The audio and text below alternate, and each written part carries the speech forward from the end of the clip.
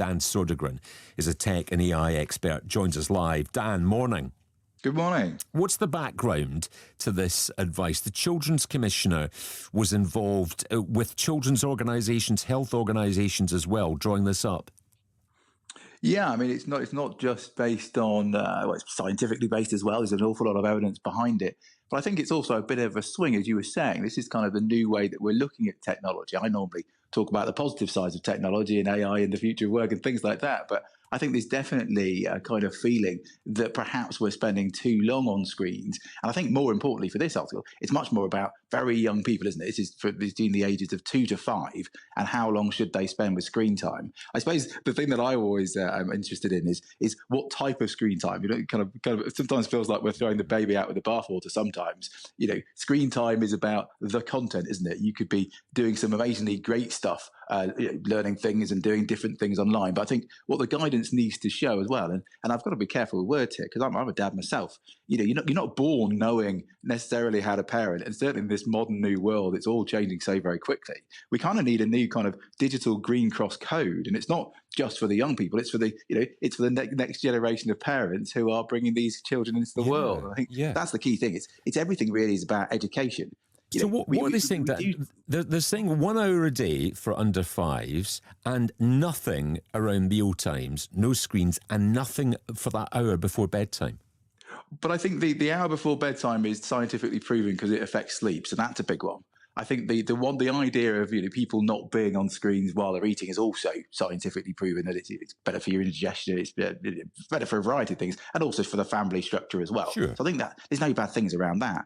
But I think we've got to be a bit careful that we don't start to kind of scapegoat kind of modern parenting and modern parents, because sometimes young people and kids are using these screens because there isn't other things out there to do. The weather might be terrible where they are, but also more importantly, and I'm not bashing this government, but the governments for 15 years didn't put a huge amount of money into society, etc. And so there's quite a large cost to doing those other things that are not screen time. And so I think some young parents are using screen time because there isn't the other alternatives out there which are cost effective to do. So I think we've got to be a bit careful when we're kind of scapegoating those people and kind of saying, oh, well, you shouldn't allow your kids to have so much screen time.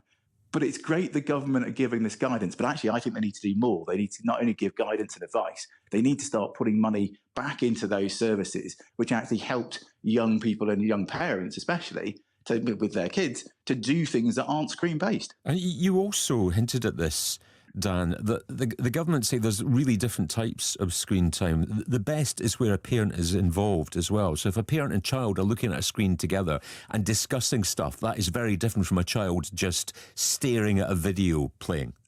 Absolutely, and that's the thing, is not only is it the different types of video that are playing, not only is it the different types of computer games that they might be playing, because some things are literally you can build something together. It's a bit like playing with Lego, etc. Really good for the brain. But there are other ones where, of course, you're not doing anything, and it's just flashing screens, etc. And it's a huge dopamine hit. Again, these are educational points that the government needs to be stressing. It can't just say, oh, they shouldn't have screen time, but screen time together. It's a bit like reading a book together or a magazine together. You're flicking through this thing. Now, don't get me wrong. I understand that it's not the same tactile experience for a magazine, but you might not be able to afford hundreds of magazines. But if you've got an iPad or a device, you've suddenly got access to these things, and they can be really beneficial, especially if you're doing it together with the child. And the key thing there, of course, is being together with the child, doing it together. Yeah. And that's the reason why it's such a connecting point. I think sometimes we kind of something think, technology is a bad thing, but actually technology is how you use it, isn't it? It's not the technology. It's how you use it. Absolutely. Dan, great to have you with us this morning. Dan Södergren's a tech expert. As a parent, as a grandparent, what do you think of this new official guidance from the government, and how is it going to change things for you?